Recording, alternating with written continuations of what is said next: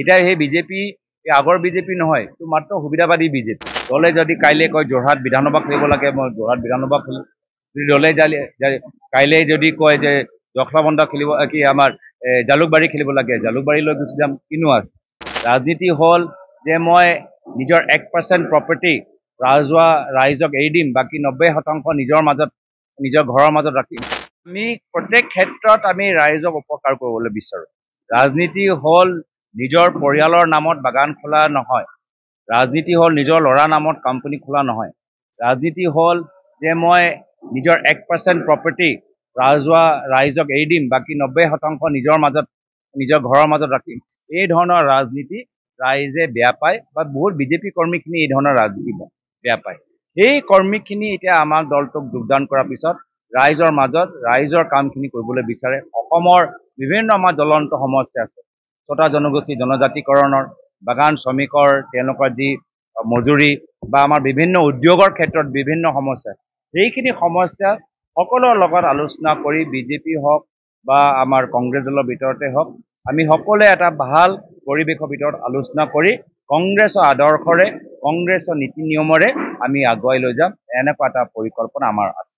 মই ক'লোঁ যে যিসকল ৰাজনীতিত সুবিধাবাদী ৰাজনীতি কৰিবলৈ বিচাৰে তেওঁলোকে বৰ্তমান বিজেপিত থাকক, আৰু যিসকলে ৰাইজক সহায় কৰিবলৈ, সমাজ সেৱা কৰিবলৈ আহিছে তেওঁলোকে আমাৰ ওচৰত থাকক। এতিয়া সেই বিজেপি আগৰ বিজেপি নহয়, এইটো মাত্ৰ সুবিধাবাদী বিজেপি। এই বিজেপি দলৰ ভিতৰত RSS কৰা মানুহক তেওঁলোকে সন্মান নকৰে। এই যে অভদ্ৰ সুবিধাবাদী মানুহবোৰ তাতে তেওঁলোকে থাকক, আৰু আমাৰখিনি যিখিনি সমাজক বাস্তৱভাৱে ভাল পায়, সামাজিক কামত তেওঁলোকে আগভাগ লৈ সেইখিনি মানুহ আমাৰ ওচৰত আহক। আকৌ পুনৰবাৰ কৈছোঁ যে কংগ্ৰেছৰ নীতি নিয়ম হৈছে আলোচনা। আমাৰ এটা লোকতান্ত্ৰিক, আমি সকলোৰে লগত আলোচনা কৰি আলোচনাৰ মাধ্যমেৰে, ইয়াত কোনো ৰজা ৰাজত্ব নহয়। তাত বিজেপিত কোনোবা ৰজা থাকিব পাৰে, কিন্তু ইয়াত প্ৰজা, আমি ৰাইজৰ দল, আমি প্ৰজা হিচাপে আমি কাম কৰি যাম। তেওঁলোকে ৰজাৰ দৰে কাম কৰি থাকক, আৰু যিসকলে ৰজাৰ লগত থাকিবলৈ বিচাৰে সেই ৰজাৰ মন্ত্ৰীসকল তাতে থাকক, আৰু যিসকল ৰাইজৰ মাজত থাকিবলৈ বিচাৰে, ভাল পায়, সেইখিনি আমাৰ ওচৰলৈ আহক। মোৰ লৈ যিবোৰ চৰ্চা হৈ থাকে, মই সেই চৰ্চাৰ পিছত গৈ কি হ'ব ময়ো ক'ব নোৱাৰোঁ। এতিয়া আগতে চৰ্চা হৈছিলে নগাঁও যোৰহাট, তাৰপিছত চৰ্চা হৈছিলে 1.5 লাখ পৰা হাৰিম নে 3 লাখ পৰা হাৰিম। এইখিনি চৰ্চা লৈ মোৰ একো নাই, মোৰ ক'বলৈ একো নাই, মোৰ সম্পৰ্ক একো নাই।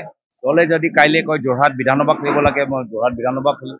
যদি দলে কাইলৈ যদি কয় যে জখলাবন্ধা খেলিব কি আমাৰ জালুকবাৰী খেলিব লাগে, জালুকবাৰীলৈ গুচি যাম। কিনো আছে? আমাৰ কাম হ'ল যে আমি ৰাইজৰ মাজত থাকি, মোৰ পিতৃ যিদৰে ৰাইজৰ মাজত কাম কৰি গ'ল, তেওঁ এটা সপোন আছিলে অসমৰ উন্নয়নৰ ক্ষেত্ৰত।